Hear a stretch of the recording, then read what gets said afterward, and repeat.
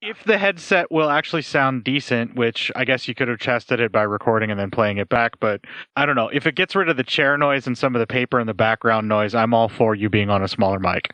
Yeah, that's what I think. I don't have contrition yet either, so. And the paper. Yeah, well, and also, just FYI, I edited out sounds of you scratching yourself last week. Oh, Jesus. Luckily, it wasn't around when you were talking, but I'm like, is he? That's a... Oh! Hey, listen, man. Sometimes you gotta answer the call. I was ready to file a sexual harassment charge, but then I realized I'm the HR, so that would not work. Yeah, and look what you were wearing. And also, we have no HR. We have no HR department. There is no HR department here. Jesus. Get started recording on your side so we can get this over with, because this is the end of Mattei for this May. And recording's going. 1, 2, 3. All right. So if you're ready to record and I'm ready to record, we can finally bring May Mattei to a close and then start celebrating the end of this year. Woo! God damn it, Mattei. Wait. It's the end of 2020? God, this has been the longest fucking year I've ever lived through. I'm telling you, Cort, I never thought... Our fiscal year, buddy, that started last August. Oh, fuck. All right, go ahead. The following show will destroy your self-worth with excessive expletives, overtly descriptive sexual deviance, and more desperation for external validation than any so-called entertainment should ever be allowed.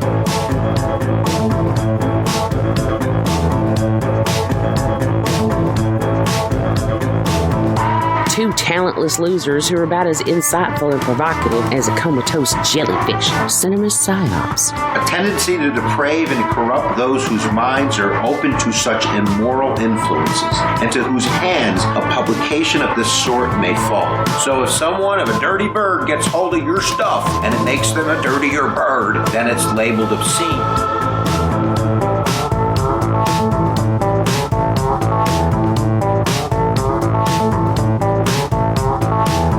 Encouraging the lowest, most base, and animalistic of desires to all who will listen. Because we, as a society, have decided that CinePsyEP249 represents our base and vulgar impulses, and that acknowledging our use of it rattles our collective conscience.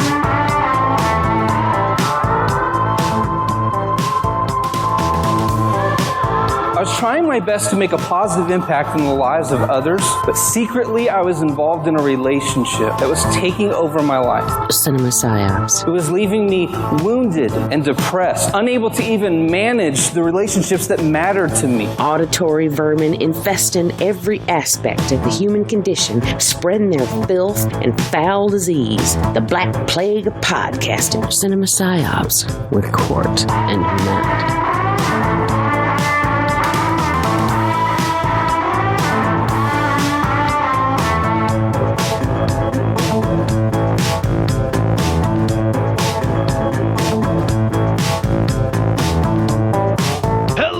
Welcome to the 249th straight week of CinePsyEP249. I'm once again sitting alone in isolation thanks to COVID-19. Super excited that the fiscal year for CinePsyEP249 is getting ready to come to a close. That's right, we've got less than 12 weeks after this one. More excited that this is the final episode of May Mattei for this year is Matt! Oh, thank God.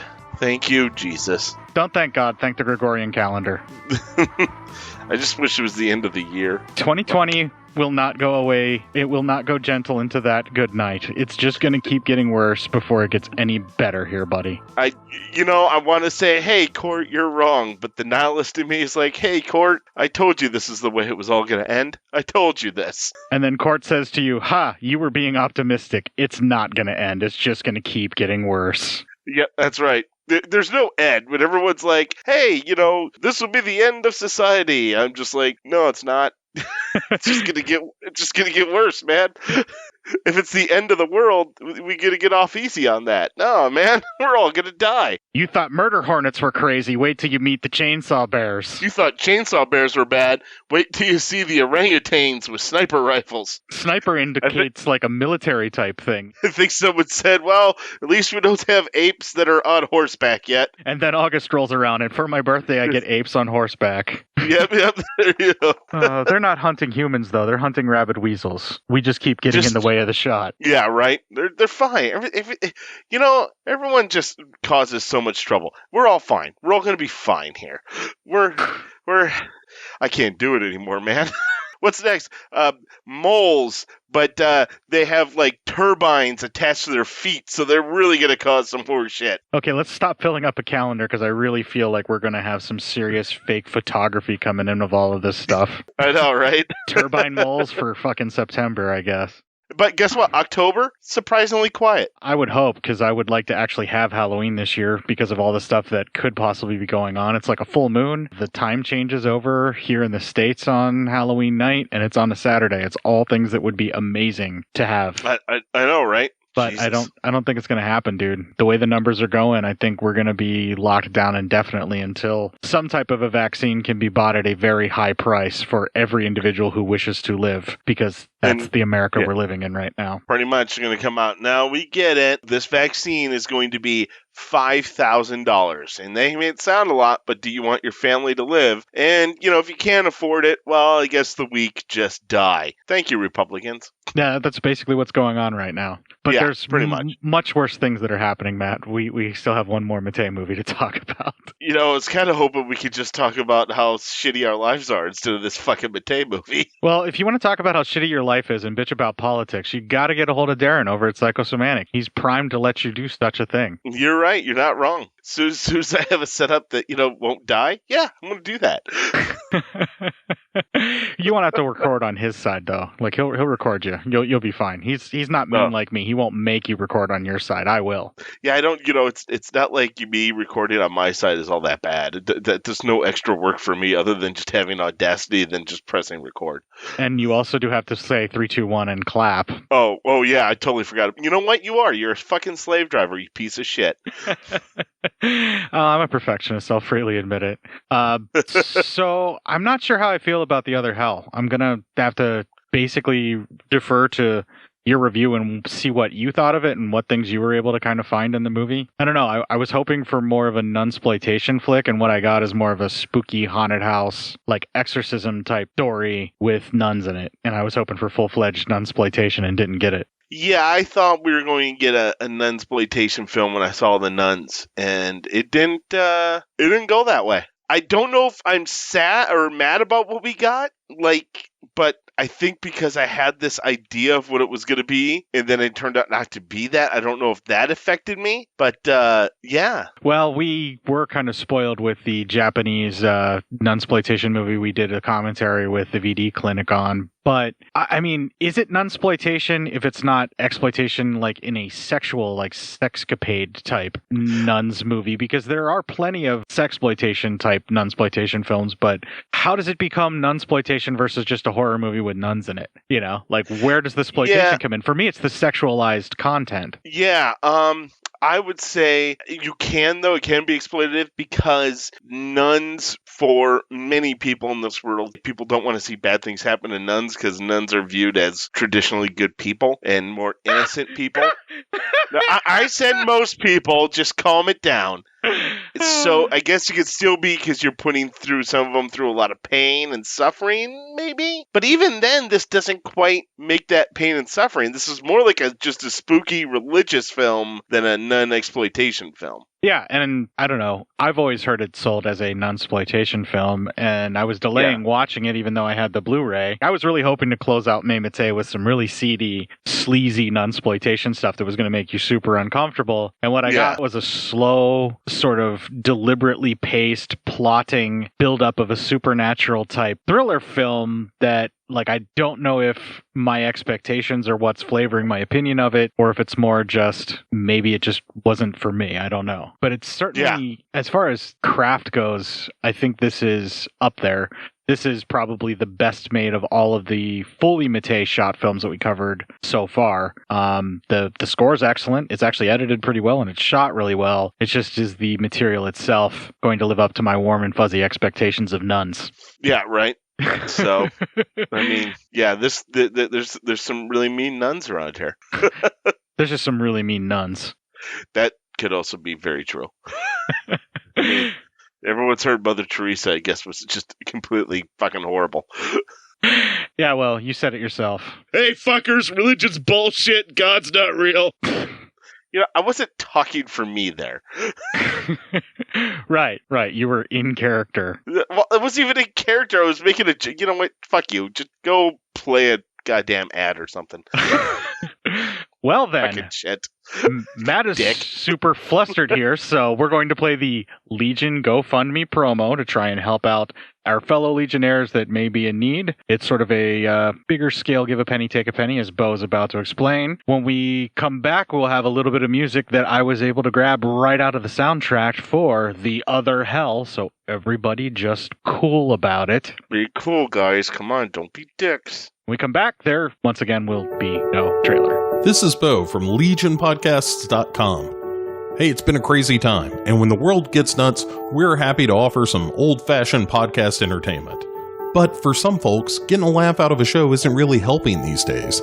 People who depend on tips in their bartending jobs or have been put on furlough with no pay till the worst of this coronavirus threat has passed. That's a tough spot. That's why we set up a GoFundMe for members of our community, a sort of grand-scale take a penny, leave a penny. For people like myself, for whom the recent disruptions haven't kicked us out of work, well, we can drop a few of those extra pennies in the GoFundMe jar. For those who are directly affected by recent events and find themselves looking for money to pay the electric bill or keep the water on, well, how about you give me a shout at B-O, at legionpodcasts.com. Let me know the situation and what you need, and we'll do our best to make life a little easier. And you can find links to the GoFundMe on the front page of legionpodcasts.com, on our Facebook group page, or on Twitter at Legion Podcasts, where it's the pinned tweet. For those of you who are able, thanks in advance for chipping in. And members of our community who need a hand, hey, here we are. Remember, stay safe, stay healthy, and we're all going to get through this together. Legion isn't just a name, it's who we are. Thanks for listening to all the shows here on Legion Podcasts, and we'll talk to you soon. Trippy indeed. I'm totally stoned now, so yeah, that's trippy as shit. Let's do the review and get this over with. Fucking A, The Other Hell. Alright, so we have start with a nun who's in these kind of catacombs, a lot of skulls. Traditional what catacombs would look like. She appears to be looking for another young, calling out for another sister. Then she comes into what appears to be almost like a lab, and there's a dead nun on the table and a very bloody sheet over her nether regions. The nun who was in the catacombs says out loud that she felt like she was being followed through those catacombs. Then we cut to the surface, and all the nuns are being called into the fucking church, and the head nun asks about another nun who isn't there, and she is told that she is in her cell like that nun had asked her to stay in. So don't know why she was asking in the first place. All of this talk about nun, other nun, and the other nun. I'm even more confused than when I was watching it going, wait, is this all the same nun? What the fuck? Dude, there's no names. And I'm like, fuck it. And also, why was this scene during the day where she asked for that nun? That made no fucking sense whatsoever. That doesn't come back to anything. Nothing. It's fucking nothing. Okay, good. Then Yeah, I got it. yeah. I was just that lost while watching it. I just wanted to make sure, same. because I was like, who are all of these nuns? Like, there's a ton of nuns, and you never get names for like 97% of them. I watched the first 5 minutes 4 times Same. to see if I could try to derive what the fuck was going on. I'm trying to figure it out, and I I'm like, who the fuck are all, like, you can't, there's nothing to differentiate them. They don't have different markings to their habits or anything that would make them even differentiate. Even the Mother Superior, it's hard to tell her different from the rest of them, because they spent literally nothing extra on the suits for these ladies. Like, all of the costuming, they look almost exactly the same in dress. And I get that's what nuns are supposed to do, but it makes it really hard to follow it as a movie. Yeah, and also, I'm just going to be 100% honest with you guys. I have no real names in here. I don't know anybody in here. I have girl, dude, young priest, old priest, padre. There's no names in this, because fuck it. Well, if the movie can't, like, give me, like, a substantial character, I'm not going to give them a fucking I don't really name. recall any of the names actually being spoken out for any of the women, or the nuns, but I do remember a couple of the priests got named once or twice, but once or it was twice. hard to even follow that, yeah. Yeah. So, I mean, already this movie, in 5 minutes in, is hard to follow, and it doesn't really have much substance. It's just cutaways, cameras, and everything so dark you can't really see. I had to brighten my TV to be able to watch it, but once I did so, I was able to see things a lot more clearly. I don't think it's the print's fault. I just think that's the way that it was shot. It was like super, super dark. I agree with you. I don't think it's the print. I think it's the way they shot it. So anyway, the head nun, who was kind of watching all the girls come in, her and groundskeeper Willie exchange some knowing looks, and she heads inside. So anyway, then we're back. Now somehow the head nun is now with that other nun, and they are in the catacombs area, and they're standing over the dead nun on the table, and fuck it, that's going to be our first clip. The first thing to do in embalming a sinful nun is to cleanse her of evil, starting... That's the place. The evil starts there, between her legs. The evil which grows and consumes everything, even the spirit. The devil enters a woman there and devours her. The genitals are the door to evil. The vagina, the uterus, the womb, the labyrinth that leads to hell. The devil's tools. Hell is within us. Mother of God, protect her. Can you guess why this poor nun is lying here cold and dead? No. Her weakness was her downfall. It made her a prey to temptation. I warned her, and she didn't listen. She kept on sinning, until in the end, she was his, the devil incarnate. Her stomach swelled, and inside her, she kept a monster. It had black body hair and satanic eyes. An evil creature, born dead on the Sabbath. An abortion? Yes, an abortion. The evil thing is destroyed, cut from the womb, removed from this holy place. The threat lives on. Here in the convent, the demon lives and feeds on good, suckling at the breasts of nuns like this one here. Sister Florence, our Mother Superior, embalmed and destined to stay a sinner through eternity, the spirit-acquired prisoner of this convent, because she killed herself, they tell you. You can hear her calling out some nights. She's put a curse on us. She calls, and the name she calls is the nun who killed her! See, now this stuff got me going. I was like, okay, this is pretty cool. What's going on here? She's talking about the womb and how it's like the other hell. It's the other gateway to damnation or whatever. So she views... So you're cool with women's vaginas being portrayed as being evil? That's what I mean, the idea that she's projecting all of that and that she has to get rid of it because it is supposed to be evil, like that idea and the way they were portraying it, I was like, okay, this is kind of creepy. This has got some inherent misogyny that all religion basically tends to have. So I was getting interested in it. I was really into the ideas that they were trying to project here, and then they never really come back to it after this, do they? No, they never really come back to what the nun was saying about the other hell and that being an entrance for it and where all like the demon and everything comes from. No, they pretty much abandoned that right after this. That setup was awesome, and I was getting really interested because I'm like, all right, so if we're going to have some crazy sexual stuff going on with the nuns, this means that their wombs are like a portal to hell or some shit like that in this case with the way that they're trying to say it, but nope. In my mind, I thought maybe right after, like, okay, there's going to be a bunch of nuns having sex, and right after they have sex, like, demons are all just going to spawn. start killing people. Or even like they get possessed and the possession is basically focused in on their vaginas. Everything having to do with that glorious, wonderful thing that's just so amazing. And It is. the only way that they can sort of satiate the demons was like some kind of like sexual act or something like that. Like I thought that's what they were setting up. And of course, much like religion, you got to ruin Well, it. and everything that they were trying to set up, everything that they like I thought they were trying to do, they obviously weren't doing. So I'm like, okay, were you setting any expectation here? Or is it just that you're trying to say that it's easier for women to be possessed because they have a vagina that is in this movie apparently a portal to hell? What are you trying to say here, movie? Like they lay out a bunch of really cool ideas and then immediately just leave them there for you to just figure out on your own and go, nope, we're done, and they step back and that's it. I get what you're saying, Cort, but I think you're giving Mattei too much credit. Don't try to look for a meeting because I don't think he has one. The thing is, though, there is some stuff that they really felt like they were setting up and trying to do something with and just stopped and just didn't. Like, and why did you think it'd be any... I mean, this is Mattei, of course. Sometimes he set things up which are going to look awesome, and then he doesn't do anything. I don't know. I guess I'm tired of the cock tease of Mattei. I mean, you know, it's like I feel like I'm going to get something good, and then it never ever happens, and I'm just set here with cinematic blue balls for watching Mattei for like 4 weeks straight. You're ready to be hurt again. I guess. I don't know.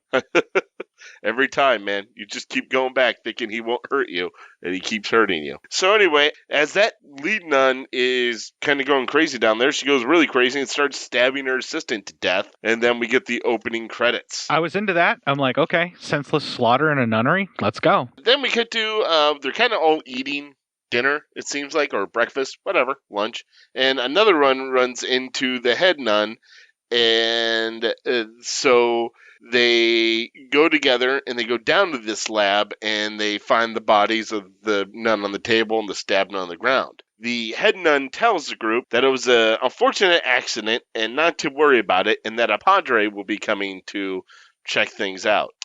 So the padre does show up. He's an older man, and a nun then flips out at him, telling him that he needs to go and save himself, and that they have already kind of, sealed their own fates, and that he should be able to go to save himself, that he was involved in this. The padre, he's going to stay, and he's reading that night, and all of a sudden these pages catch on fire, and one page just kind of jumps out at it, and it's the parable of the possessed man. So, foreshadowing. I actually like this. I like the way that they're setting it up, and I'm we had the nun stabbing, we had the talk of the womb being the other hell.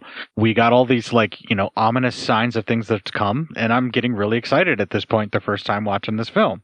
I don't know, man. It kind of it's pissing me off. For some reason the movie, I think being down the catacombs, it was so dark, it really made me mad. Yeah, because you can't see anything and you're just screaming about how it looks like it was filmed through a bowl of soup. Pretty much. Yeah, exactly that. It looked like it was filmed through a bowl of soup. Yeah, and then we see a woman sleeping and with a cat and a bunch of mannequins and plastic dolls hanging about. Then we cut to Mass and during the communion part, and one nun starts bleeding from her mouth. Then we see there's a covered nun, like a nun who has a total cover over her face, and she's watching this. The woman runs out who's bleeding from the mouth, and she finds groundskeeper Willie, and she's asking him for help. Every time you call him groundskeeper Willie, I'm going to laugh. The other nuns kind of get her down to the ground, and they all surround her and start performing what appears to be like an exorcism, or at least saying a prayer. Cut to the sick nun is now in bed, and she starts getting stigmata wounds, for lack of a better term. Yeah, I mean, again, all stuff that was piquing my interest and making me really want something to get set up and pay off here. Like, I'm really thinking, like, oh my God, this may be Mattei's masterpiece, like, really excited at this point, despite the fact that a lot of it was filmed through soup. Yeah, the stigmata wounds, this starts to try to win me back. This is kind of making me feel like, oh, well, okay. Bad start for me, but maybe now we're getting into something, because it was moving quick, too. It's a very quick, at first, movie, and I was like, okay, if we're going to be at a quick pace where this kind of shit's going to constantly happen, I'm listening. Maybe you'll win me back. So I was also ready to be hurt again. Yeah, so we're almost on the same page at this point, where we're both kind of like looking at it and thinking that maybe, just maybe, we're going to have something delivered to us that we could really enjoy, because it seems like we're heading in that direction, because it is ratcheting up. It's building the tension very well at this point, and we're kind of moving forward in the story, and we're like, okay, well, when the priest gets here and we got more exorcism stuff going on, like, just where's this going to go? We both are probably having that feeling. Why do we let him do this to us? I don't know, Matt. One of these days he's going to make a movie that we can really love. No, he's not. But we'll keep going back. But we let him get away with a lot. I'm just saying. Anyway, we get to the Padre is blessing the castle, and he wants to go all the way up to like the attic and everything, but the head nun doesn't want him to. Says there's nothing up there, but he wants to bless the entire castle. So she's obviously worried about something. And then they hear a scream. They all run and they find the sick nun's bed is covered with blood, and that her habit is sitting on the bed empty. All of a sudden, she, the nun, falls from behind the door completely bloodied. We then come to the Padre is meeting with some other priests, and that is our next clip. I cannot believe this is what you say it is. Father, this is the 20th century, and the Church must renew its methods of exorcism. Anyone who does not believe in the devil cannot believe in God. You're right. Where there's good, there's evil. The devil exists, all right, but he exists in the hearts and minds of human beings, not underground or in the heavens, only here, in the dark recesses of the subconscious. Father Valerio will be taking over your work, Father, at the convent. It may seem unorthodox, but I believe that the intricate labyrinths of the human psyche needs an explorer who can put his mind to work on the psychology of mysticism, investigate the religious mind, its inspirations and motivations which often stem from early experiences. What we used to call Satan is no more than the negative thought that accompanies the positive. In this century, science has progressed enormously. If the Church is to retain its following, it must remain abreast of that progress. Father Valerio is a special investigator, a man after my own heart, a kind of ecclesiastical detective. I'm quite certain he's capable of finding out the cause of the disturbances at the convent and putting them to rights. You are very young, Father Valerio, and obviously an enthusiastic man. However, consider this. There are moments in our work when science, technology, psychology, logic, if you like, are not enough. In those moments, we find ourselves face to face with the evil one, his unbelievable strength that crushes everything with its fury, and there is only one weapon with which to combat it. One weapon. The only one you can ever win with. True faith. Again, it's setting up some stuff. I'm getting the feels on this. I'm like getting really excited to see what they're about to do, because I feel like they're setting up this epic battle. And I'm forgetting that this is a Mattei lensed, Claudio Fragasi co-written thing with Mattei. Like, I just keep forgetting that as I'm watching this. What is it, like the first 25 minutes that we're at right now? We're in the first 29 minutes. Yeah, so like the first half hour, right? It's starting to really get interesting at this point. And also at this point, I'm like, hey, hold on a tick. Right. We have an old priest. Right. And a young priest. So I'm like, all right. Right. And we've got some hints of possible needs for exorcism because of the way the nuns were praying over one of their brethren whenever she was acting as strangely as she was. And I'm thinking, okay, well, maybe she actually is epileptic. Maybe she just bit her tongue and they don't know how to deal with it because of the time frame that the movie's coming in. Maybe we're going to actually have like this science versus religion thing, and they're going to find out she's not actually possessed, but somebody else is. I've got all these things going through my mind to where I'm not even thinking about, hey, wait, I haven't seen any nuns naked yet. Yeah, and the movie's a third over. Again, I'm the same way. I'm with you. You got there before I did. But now I'm starting to be like, all right, this is moving rather fast, and now we have an old priest and a young priest. This is going to shape up nicely. I'm like, okay, I haven't seen a good Exorcist ripoff out of Italy in a while. Like, I've seen plenty of them so far, and this is one that maybe I haven't seen yet, so cool. I'm into it so far. Deliver something to me, movie. So anyway, the young priest shows up, and a dog almost kills him, but groundskeeper Willie saves him. He takes him on a tour of the grounds, telling him about the place, and then, kills a chicken. right in front of them. And that seemed to be a live chicken kill. So fuck you, movie. I'm just glad that the kill that they did later on wasn't live. But yeah, it was a live chicken kill in the middle of the movie, so fuck you, movie, not cool. Yeah, not cool movie. Then we come to nuns are burning all the furniture and stuff. I think of one of the sick nuns. The young priest walks up to this, and that is our next clip. The evil is getting burned. The force disappears with it. Fingerprints tend to disappear in the ashes, too. The one thing I insist on, sister, is to be allowed to work without interference. I must feel that I can come to my own conclusions without outside influence. I looked at this report by Padre Nardo, and there are many unexplained things. Sister Rosaria, Sister Assunta, they appear to have committed suicide, but it's odd that the Mother Superior did the same thing years ago. And the manner in which they died has a great similarity. Do you intend to investigate this? Yes, I do. And if necessary, question the nuns individually. I won't allow you to upset the convent life. The nuns are still extremely shocked. Mother, I was sent here specially to try to find out how these women died. It was a job I was given. And I don't mean to leave this convent until I've solved the mystery. Well, there's no mystery in this convent, I assure you. It's all quite clear. The power of evil has been unleashed in this convent. And it's making off with our weaker souls one by one. Those whose belief is thin. You won't help my nuns by digging into their private lives, Padre. The best way to fight the devil is with the weapons given us by our Lord, and you ought to know what they are. The greatest weapon our Lord gave us was a brain. And that's just what I'm going to use to win this battle. Don't you see, those nuns were murdered. This is the work of human beings, not Satan. Good night, Reverend Mother. Well, shit.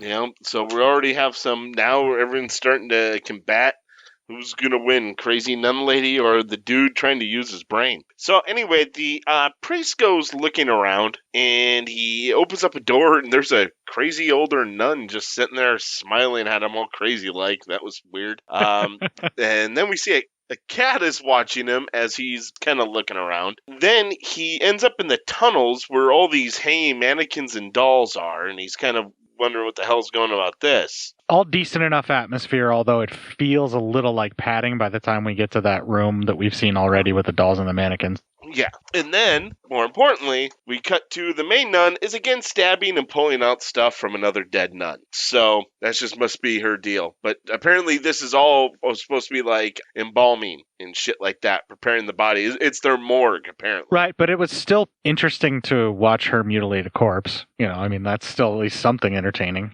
But here's the bad thing. Again, for me, so dark, I couldn't really see anything. Again, it's through soup. So anything in these catacombs, it, fucking ruins it. Yeah, I could see that. It is really dark when we're in the catacombs, and it's really hard to see. I don't know what happened, but I just turned up the brightness on my TV and called it a day. I should have, but I didn't want to ruin the watching experience or anything. I can't see it. You've also ruined the watching experience. Yeah, right. Well, I didn't. Whoever made this movie did. It's now nighttime, and groundskeeper Willie sees the old priest walking about. That padre, he's walking up and reciting Bible verses in the church. We see groundskeeper Willie following. And then the lead nun, she wakes up, and she's kind of like at her desk. She wakes up, and there's a drawing of a pot, and it's on fire, and it seems to be boiling with somebody standing over it. Like a witch kind of thing. Yeah. And then I'm like, oh, there are witches around here? This should be okay. I mean, but we've got witches? Jesus Christ, this movie could have everything before it's all said and done. Is one of the nuns secretly a witch? Are they trying to set that up, that like she's destroying the convent within? Is it the lady doing the autopsies? Is it the mother in charge? What the fuck is going on, man? This is looking really cool, but nothing. You get nothing from any of this. Yet. It's looking cool, and I'm getting nervous, though, because we're about 40 minutes into the movie. So things better start picking up if we're going to get everywhere here, because right now you got a lot of stories dangling in the air, and fucking nothing's being answered. We're coming to the end of all of these various threads, and neither the twain have they met. They're not woven together in any way, shape, or form. They're all just threads left out there dangling, and we're going to start reaching the end of some of them real fast. Yeah, very good. So the young priest is listening to a tape and drinking, getting just hammered drunk, and that is our next clip. The thing that unites them all is silence. And my presence here is suspicious to them. They change direction when they see me coming, and barely answer me when I wish them good morning. This hostility stems from their guiding light, the Mother Superior, Sister Vincenza. That enigmatic face seems to be everywhere, watching me. Sister Vincenza wields enormous power over the nuns in this convent. She dominates them with a kind of supernatural force. All right, so then we see the old padre. He's still looking around, and he comes to all the dummies and hanging dolls. Then the covered nun attacks him. He's able to fight her off, and the cat's watching. He ends up in kind of like a library room and stokes a fire that's there. And he can hear something moving, and he asks who's there. And then we see these red glowing eyes, and it says the devil. And then all of a sudden the old padre gets lit on fire and dies. Okay, burning a priest alive. I'm cool. This is getting more entertaining for me.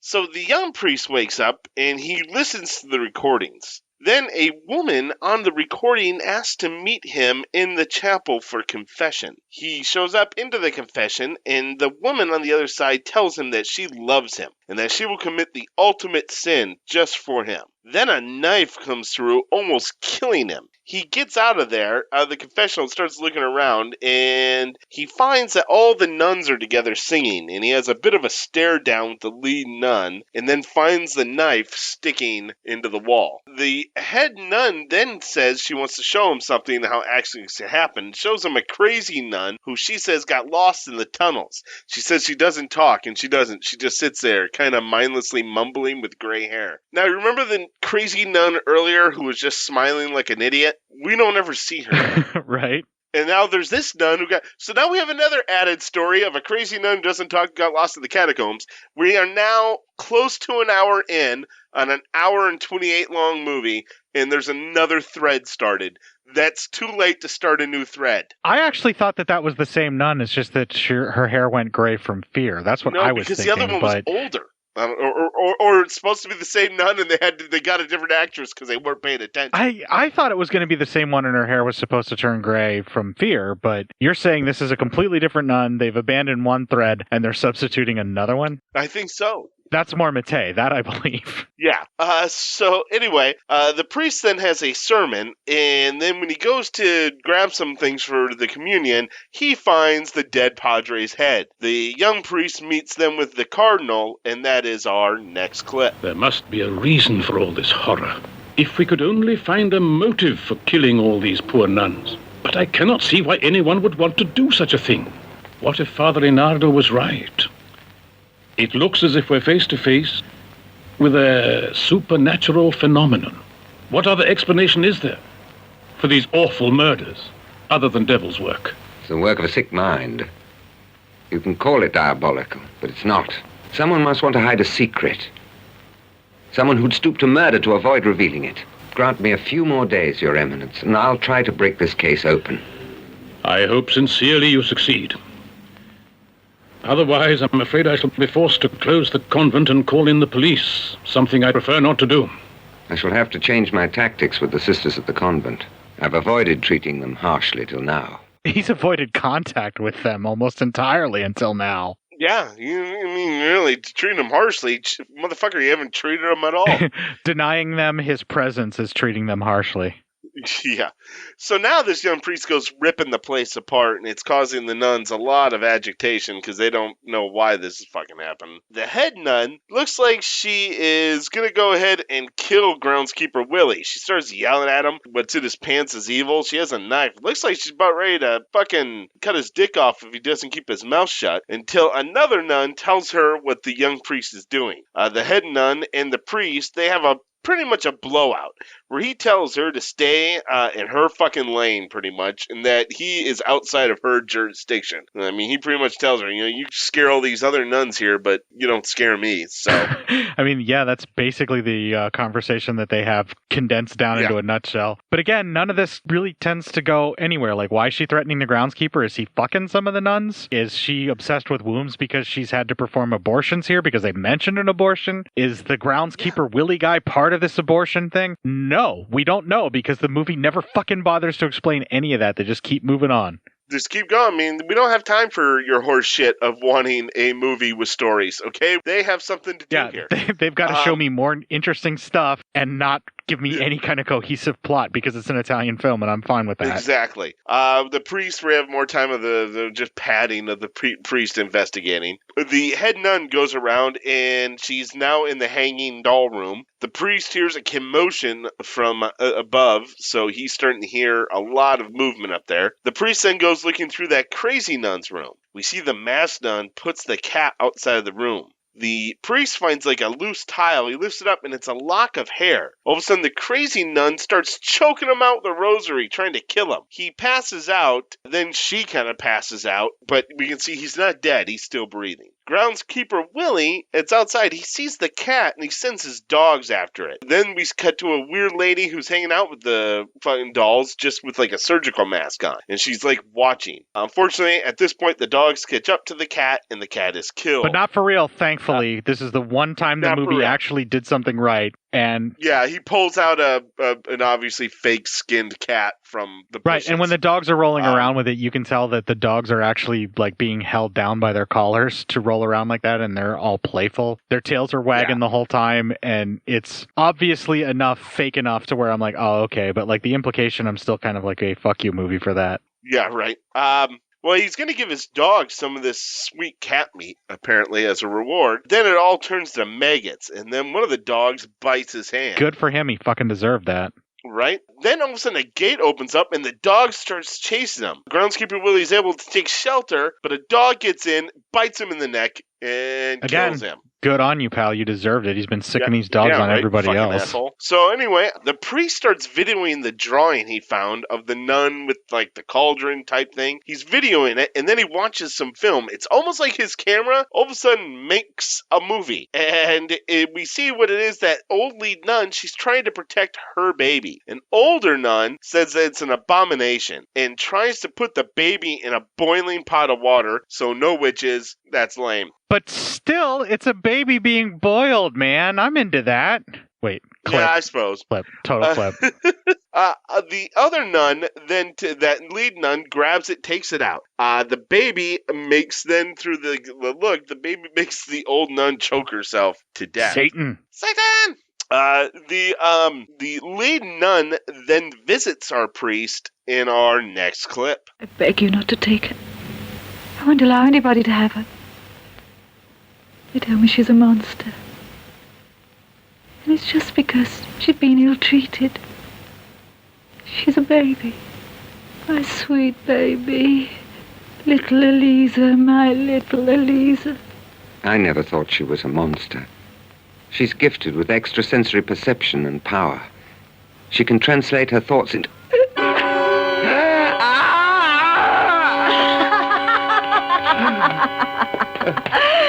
The devil and I made her. He and I together. We made a pact. I'd have her, my own daughter. And I'd renounce the vows of a nun. Taking up the life of the devil's woman. Allowing him to penetrate me. And give me his child. He would creep into my bed after dark. And I reveled in his lust. I felt the joy inside like this.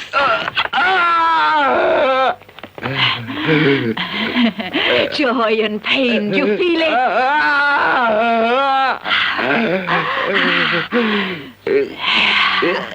The pain of penetration and birth. Oh, you can produce her empty screams, but I produced a child, a wonderful child. She can even perform miracles and make things move on their own.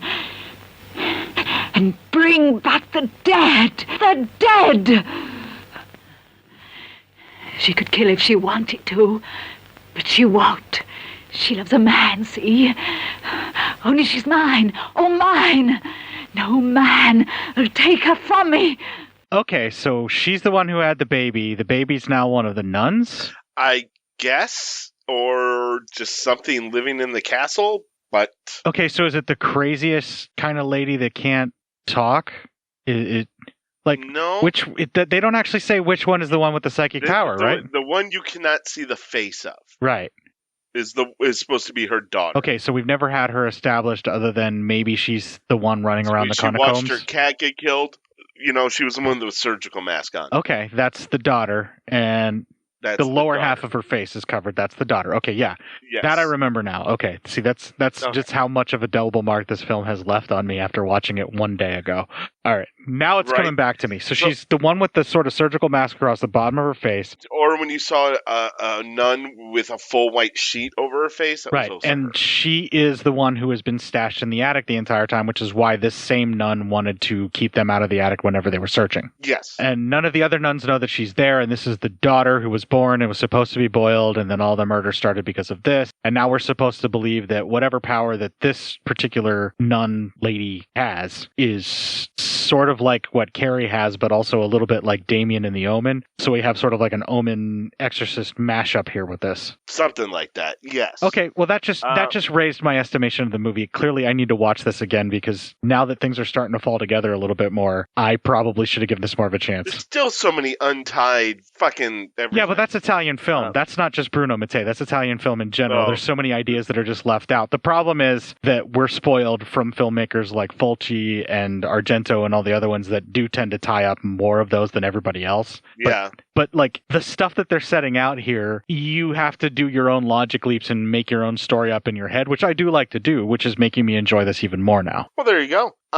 So the lights start, right before she can kill him, the lights start flickering on and off. Then the door busts open to pure light, and a woman is there. The lead nun is thrown onto the bed. The girl comes down. She tells the priest that she loves him, but he can never see her face. But he lifts her veil anyway because fuck listening. Am I right, fellas? Also, he's removing clothing from a woman against her will. So double fuck that priest. Yeah, Clip. right. And and as he does, we see the daughter, and she has scars over the lower part of her face by her mouth and her lower I'm cheeks. guessing she got dipped almost all the way into the boiling water before she was saved, is what they're getting at. Yes. She explains that she isn't evil, actually. She is made to do these things by her mother, and her mother is a very hateful woman. Wouldn't you be if your baby was boiled alive in front of you? Yeah, but then, explain this, they kiss, and then the nun stabs her a lot in the back. Her own daughter. A lot. Her own daughter. Her own daughter. Yeah. Yeah, no, there's no explaining that. She's just a hateful, spiteful Is this the same nun who was talking about how all women are evil and that the womb is the portal to hell? Yes. Well, maybe that's because of what happened to her and her baby, so maybe this is just trauma and she's freaking out and she's lashing out at the only thing she's ever loved. I got nothing else than that, Well, so... It could be, but also she also does say all the time over it that she loves her and no one can have her but her. Yeah, so that becomes even more weird and obsessive and kind of gross.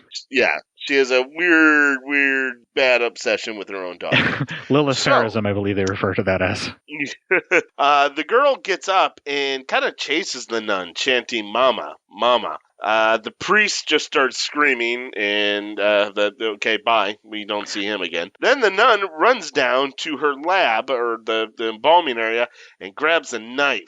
We see groundskeeper Willie's on the table, and all of a sudden his eyes open up, and he grabs her. Groundskeeper Willie. She's able to break free, but then the daughter comes in. The daughter tells her that she is dying and that her mother did it. Her mother killed her. Then a hand comes out of one of the coffins and starts grabbing at the nun. Then all the dead nuns who were in coffins, they kind of blow out, and the dead nuns start coming to life. Their arms come out. Traditional kind of zombie I was stuff. into this. This was cool. This was winning me back, definitely. The nun starts going crazy and stabs the girl in the stomach. Then groundskeeper Willie starts getting up and he chokes the nun, and as the girl dies, the nun dies in groundskeeper Willie's grasp. After the girl dies and the nun dies, groundskeeper Willie dies, everyone dies again who was already dead, and we cut to the movie ending with a new priest and nun, and they are talking while in this kind of catacomb, this lab area, and that is our final clip. That is beyond death. Life continues. And all this went on here in the bowels of the earth. The perfect laboratory of a devilish alchemist, a coven of witches. This is the devil's door. No, Reverend Mother, no. I wouldn't call this the devil's door. It's merely the pitifully obvious invention of a very unfortunate soul. A demented mind that was created entirely out of guilt for having feelings a nun must deny. A remorse at giving birth. What happened to... I believe his name was Padre Valerio. I've heard that he isn't... Yes. He went completely crazy. And that's the part I find so hard to understand. I knew the man well, like my own brother. We studied theology together. And I find it impossible to believe he can no longer communicate except through telekinesis, rambling on about the risen dead and demons.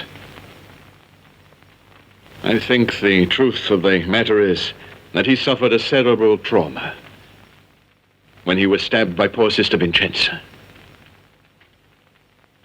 Who knows if he'll ever... When is the convent due to be blessed by the bishop? Today, I think. And same as in ancient times, the holy water will cleanse the place of evil. All right. At this point, an earthquake begins and things start rumbling. The room starts coming alive with fire and explosions. We see red eyes again, like we saw before. And then, after it all calms down, the priest assumes it's like an earthquake. And then, right out of the coffin, a dead nun busts right through the casket. Roll credits. Okay, I definitely need to watch this again. I do. And I gotta say this right now. For the faults of the movie, I'm on record, I didn't like this one particularly. Not one of my favorites of the Mattei stuff. Not my least favorite either. I didn't wasn't the one I was like, oh my god, this is the worst fucking piece of shit I've ever seen from Mattei. Because you have to qualify from Mattei. Yeah, it's a whole level of bad. Yeah, it's a whole new level of bad. It's worse. It's just not one of my favorites. But I'm going to tell you one thing. The last jump scare got me, and so congratulations. That's what made it. I'm like, okay, you redeemed yourself right at the end. The nun busting out, I'll fully admit, I jumped out of my fucking chair.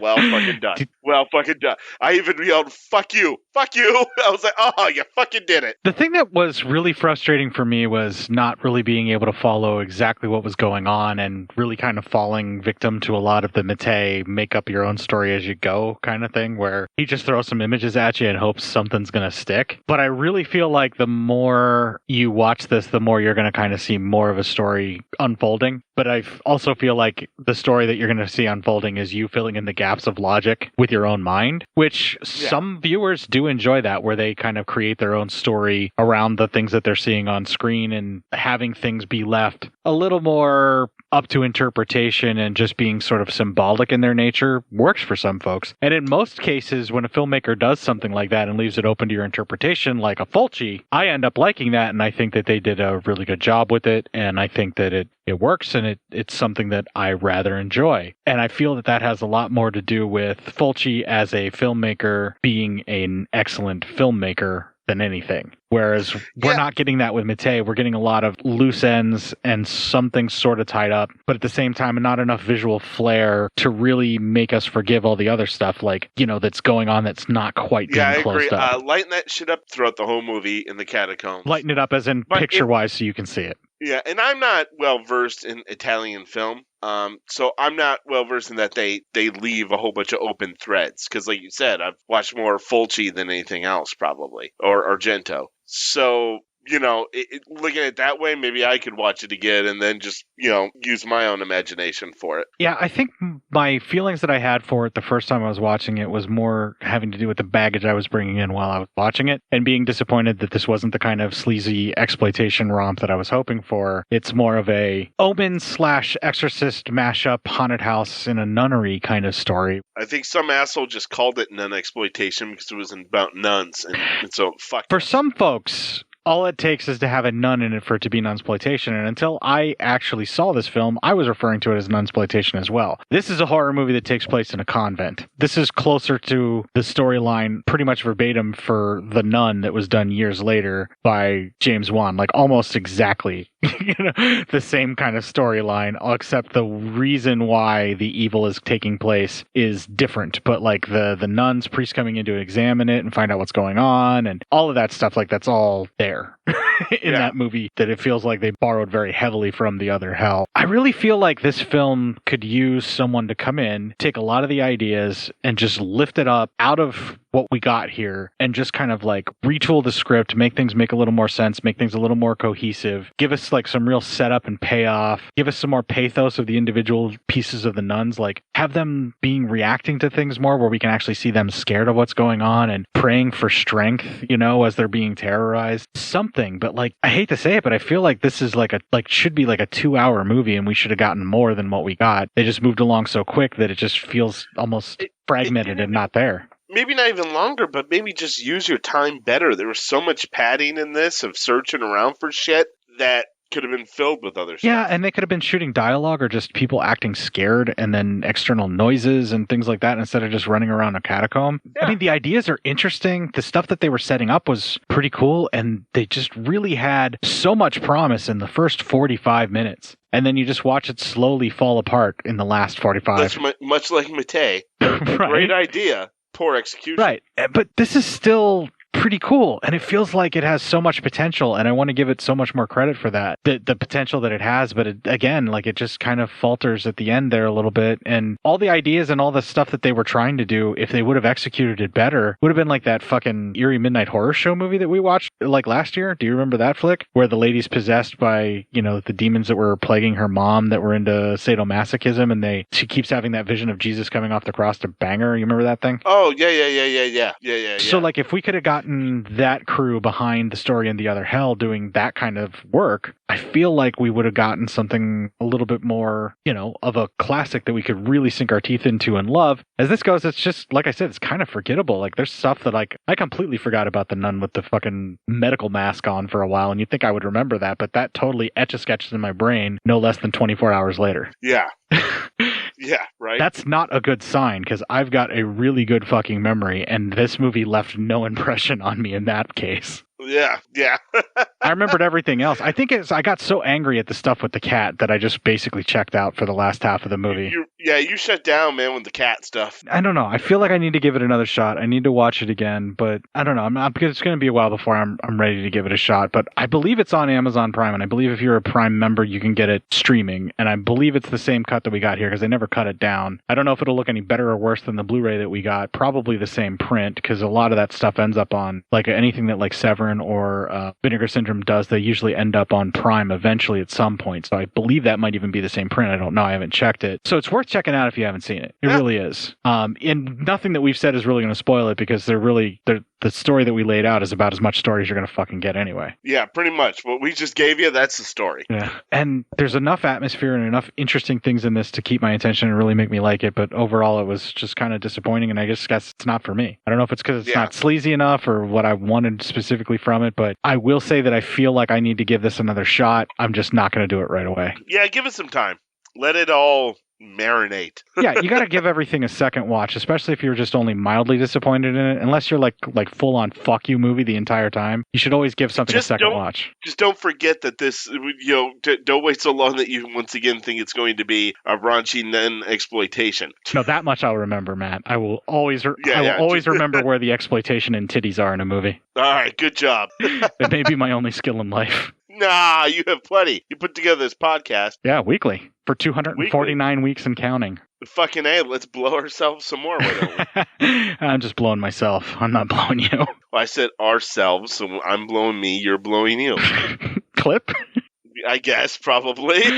All right, well, you're going to have to dig up some news here. We're going to take another break here. We'll play the promo for the newest podcast I'm going to push as hard as I fucking can. And we'll have a little bit more music that is straight out, apparently, of the soundtrack for The Other Hell. And when we come back, then we shall do the news. Taste colors beyond any known spectrum as phonic euphoria cascades into your consciousness. Observe the laws of physics no longer applying to an existence that confines. Space and time will unravel and reform to a screaming new dawn, bursting with infinite possibility.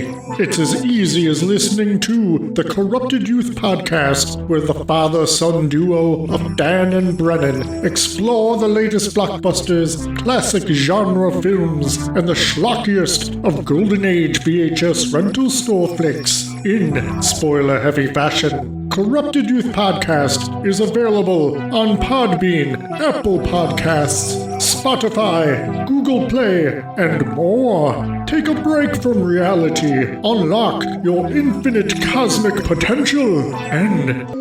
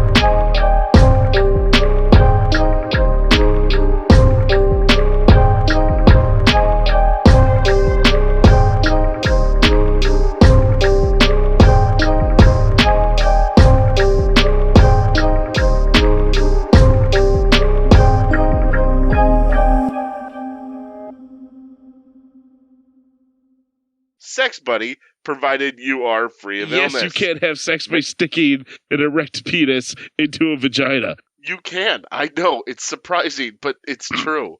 Make good arrangements with this person about how many other people you both see. The more people you see, the greater the chance of spreading the Bathe in Rona. the blood of virgins?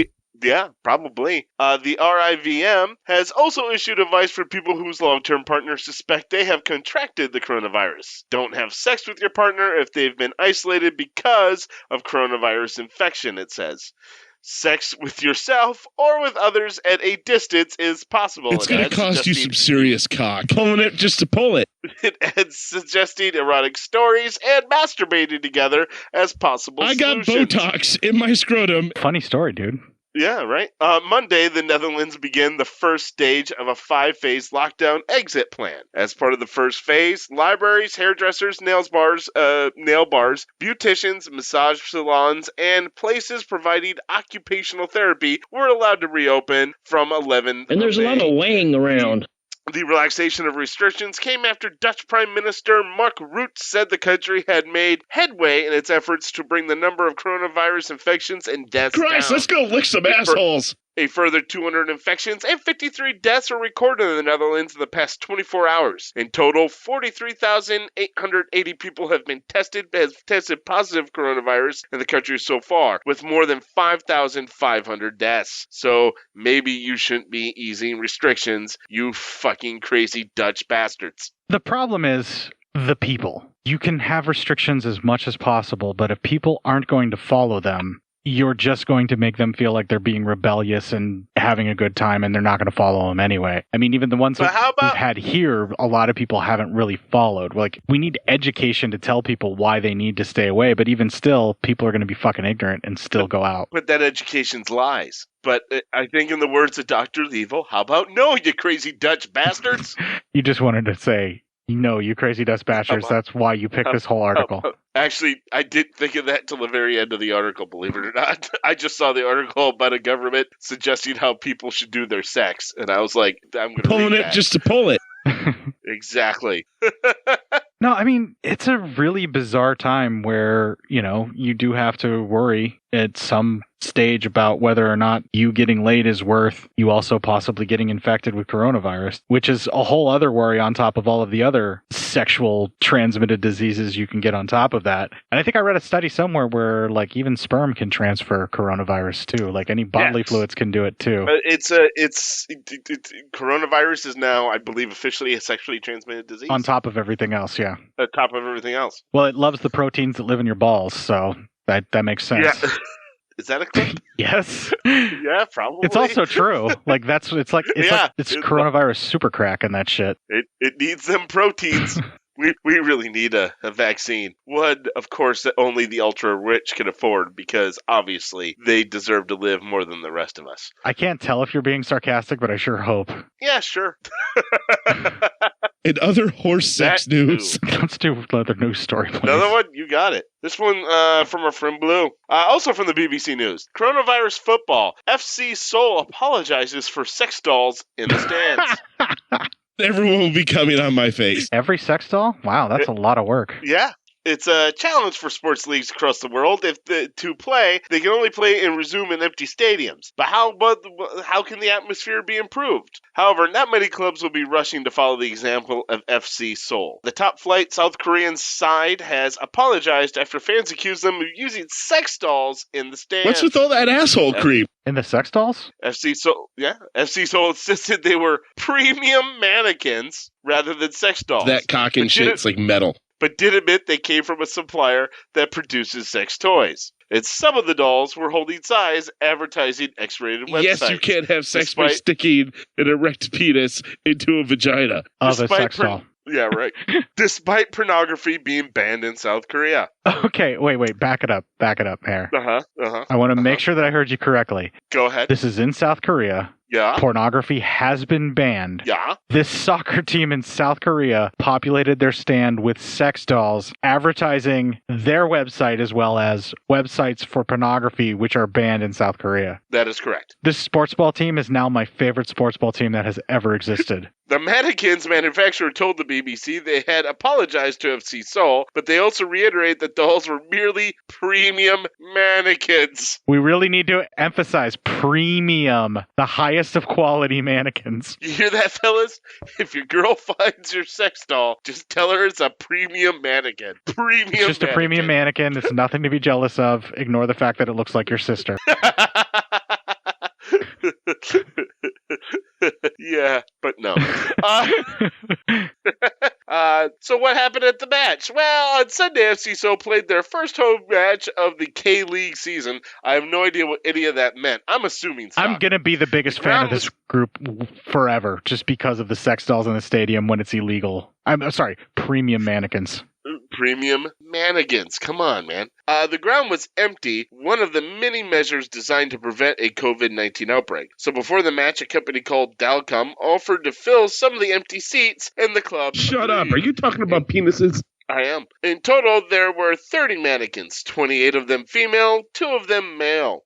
It's the erection that counts. Good for them. However, fans watching online noticed that some of the mannequins looked more like sex dolls, and some were premium mannequins. I'm just going off of what the thing's telling me here. And some were advertising X-rated websites, lending to the club apologizing on Instagram and Facebook. Dalcom said the adverts came from a sex toy company who placed orders with Dalcom and wanted to take pictures of mannequins before the game. They were supposed to take all the logos down before the game started, Dalcom director Cho Young-jun told BBC. But there were several hairbands and logos left to be caught by the public eye. The FC Seoul official Lee Ji-hoon told the BBC it didn't do a background check on Dalcom and didn't realize they worked in the sex industry. Mr. Lee admitted he thought the sex dolls looked very human, but said it didn't even enter his mind that they could be sex dolls. Okay, now they went from being my favorite sports ball team ever to my least favorite because they backed away from it. They didn't embrace the bad boy image or anything like that. They're backpedaling and they're terrified and they are basically gotten duped by this hoax from this Dow company, which coincidentally, this is the greatest fucking prank I've heard of in a while. Yeah, that was pretty epic, man. That was an epic prank right there. That was hardcore. Yeah, I'm very proud of them for that. Yeah, good job, guys. Well done. That deserves a little bit of a golf clap. Yeah, that's definitely excellent work.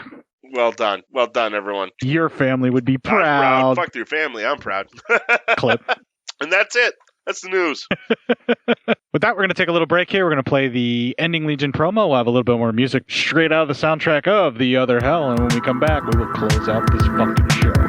If you enjoyed this show, then make sure you check out the other great shows on the Legion Podcast Network, like Cinema Psyops, Cinema Beef, Devour the Podcast, Duncan and Bo Come Correct, Exploding Heads Horror Movie Podcast, Friday the 13th, Get Slayed, The Hellming Power Hour, Hello, This is the Doom Show, Hero Hero Go Show, Kill the Cast, Underwater Kaiju from Outer Space, Jerry Hates Action, Legion After Dark, Mental Health, Obsessive Cinema, Discourse, Pick 6 Movies, the podcast by The Cemetery, the podcast on Haunted Hill, the Psychosemantic Podcast, Rick Radio, House of Wax, Dude Looks Like the 80s, Rabbit and Red Radio, the Shadecast, Short Bus Cinema, 2 Drink Minimum Commentaries, the VD Clinic, Who Will Survive Horror Podcast, and Witch vs. the Doomsday Clock. With such a wide spread of shows, there is guaranteed to be a niche for you to fall in love with.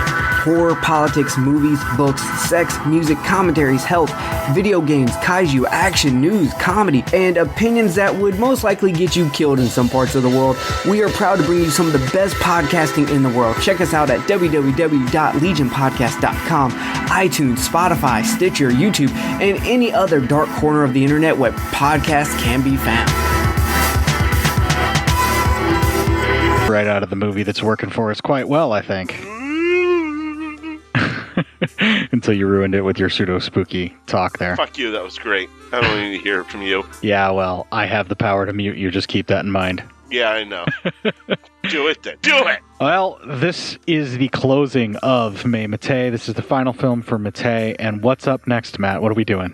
I don't know. What are we doing? We are doing... You don't ever tell me. You know, it's on the list, man. It's the Andy Sedaris Lethal Ladies films. Now, as far as I understand it, I think there's like 2 of those that he didn't direct that his son did, but they're all part of the series, and he was at least executive producer on all of them, if not writer and everything. So I'm just going to lump them all together. All right. I know them as the Lethal Ladies series is what they've been touted as. They've also been called the Andy Sedaris Bombs, Boobs, and Bullets, I believe.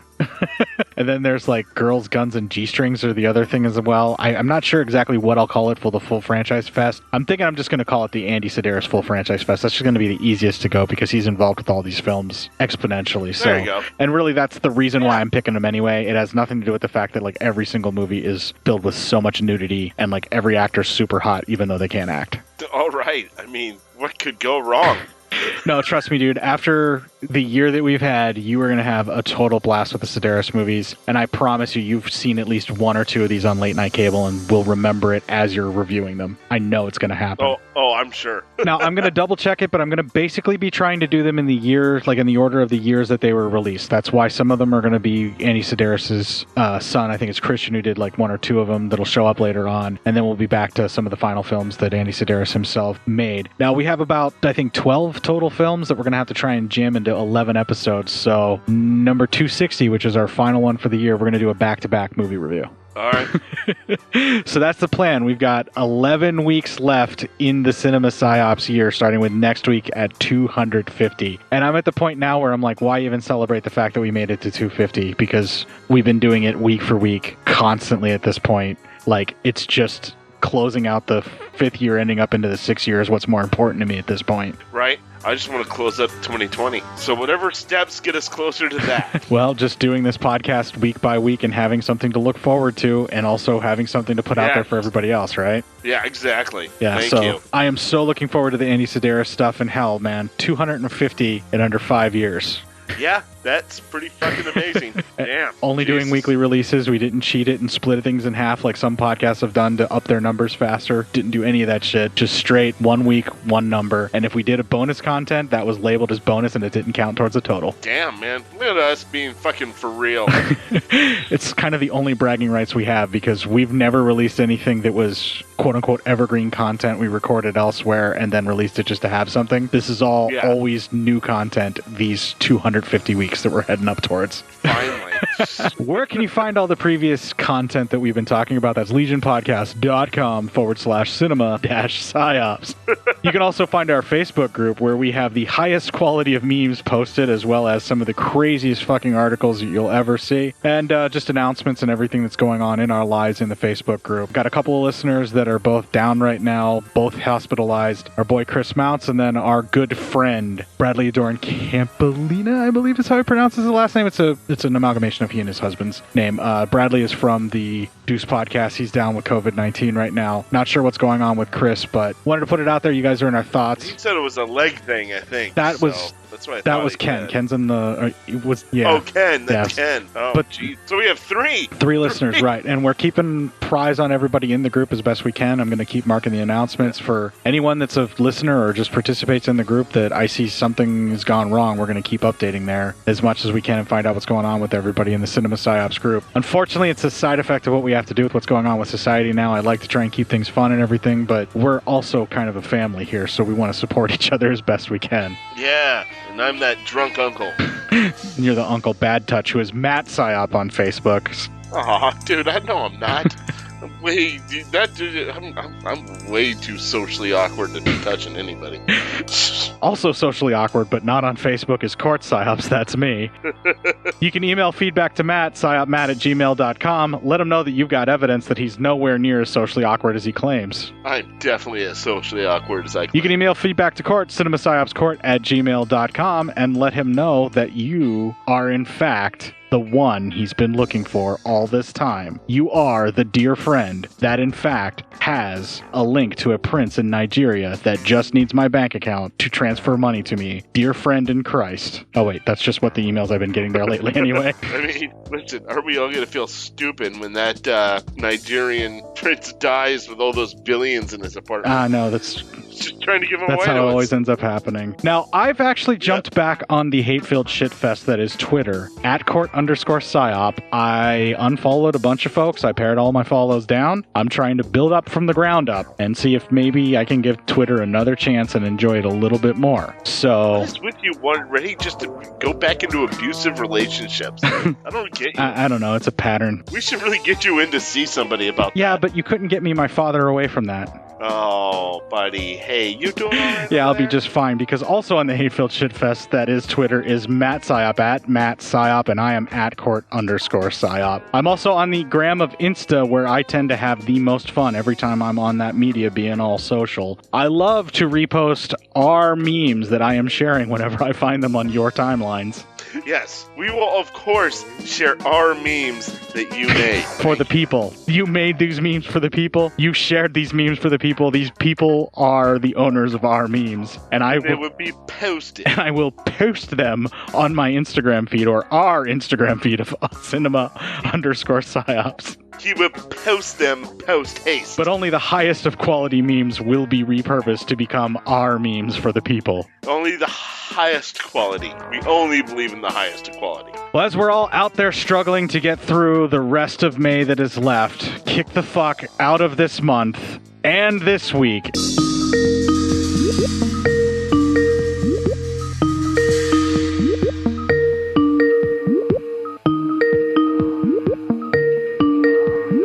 Fuck this. Hello? Hey, what the fuck is going on, man? Fucking, my life's a mess, and so is everything else in my life.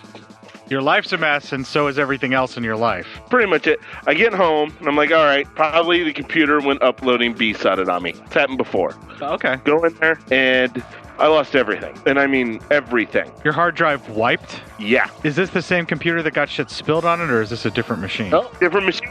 What the fuck, man? It's my time. Like, I have everything back. Well, I'm on the machine now that got shit spilled on it that, believe it or not, works fine. How does this mic sound to you, by the way? This one's okay. Is this your... What are you using? This is something new I'm using. I'm using this headset I got that's really, like, not, like, low grade. It's not like a gamer headset. It's a nice one. I mean, I'm game if you still want to record on your side and you want to give it a shot. You're not breaking up or anything, and I think with your booming voice, a small mic might actually be a better thing.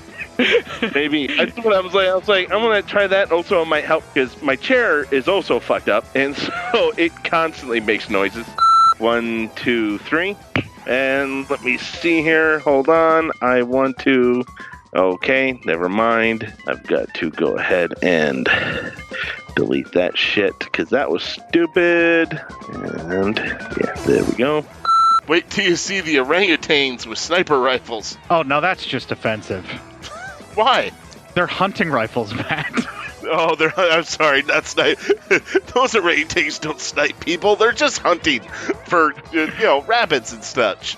Oh, no, they're hunting humans. They're not sniper rifles. Looking around, he comes to all the dummies and hanging dolls.